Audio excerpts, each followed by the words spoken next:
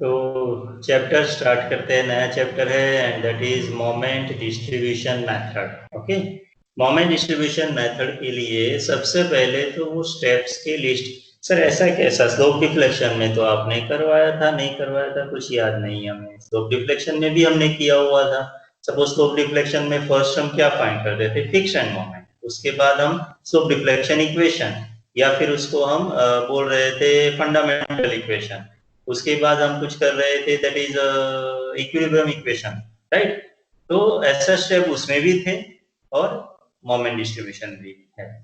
Sir ये दोनों में डिफरेंस क्या है, कब स्लोप डिफ्लेक्शन मेथड यूज करें, कब मोमेंट डिस्ट्रीब्यूशन मेथड यूज करें? बहुत सिंपल है। कब आपको वो यूज करना है, जब आपको एग्जाम्पल में बोला गया है कि draw the SF and BM diagram by using slope deflection method, या फिर ऐसा बोला है कि by using moment distribution method, और analyse the beam by using moment distribution method या स्लोप डिफ्लेक्शन मेथड, तो आपको वो मेथड यूज करनी है। सर वो तो ठीक है, चलो एग्जाम पॉइंट ऑफ व्यू तो वो बता देंगे, पर प्रैक्टिकली क्या होता है? तो प्रैक्टिकली आप कोई भी मेथड यूज करो, पर अगर फील्ड में देखने जाएंगे तो फील्ड में वो लोग मोमेंट डिस्ट्रीब्यूशन मेथड ज्यादा प्रेफर करते हैं। इसीलिए ये मेथड बोले तो ये chapter that is important.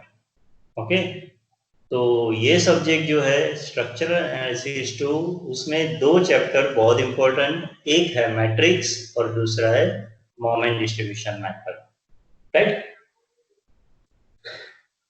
Sir ऐसा मतलब बाहर ऐसा क्या करवाते हैं उसमें मोमेंट डिस्ट्रीब्यूशन मेथड में, तो आपको इतना तो आइडिया होगा ही कि जो भी स्ट्रक्चर डिजाइन करते हैं वो तो मतलब सॉफ्टवेयर के थ्रू ही डिजाइन करते हैं, राइट। पर सॉफ्टवेयर बनाया तो किसी बंदे ने ही है, इंसान ने ही बनाया है, तो उसमें भी गलती होने के, एरर होने के चांसेस हो सकते हैं।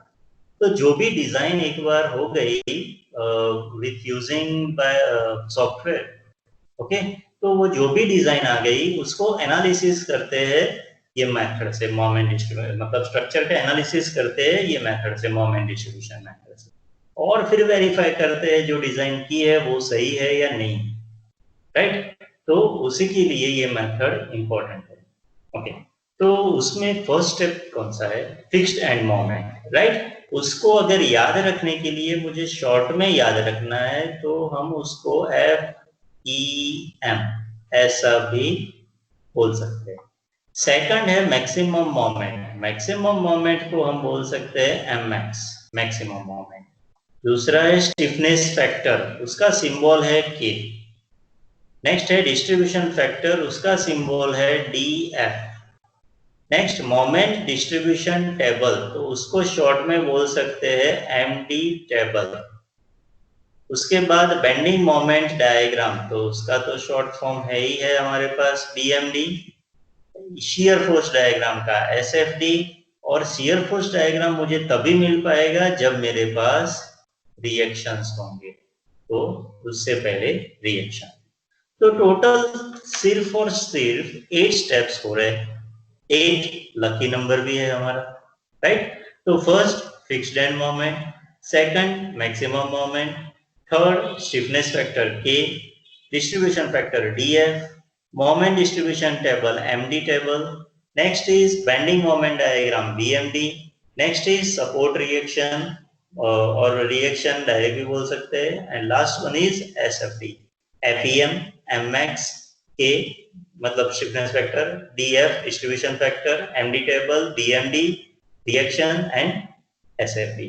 तो सबसे पहले तो सिर्फ और सिर्फ ये लिस्ट जो है वो याद रखना है हमें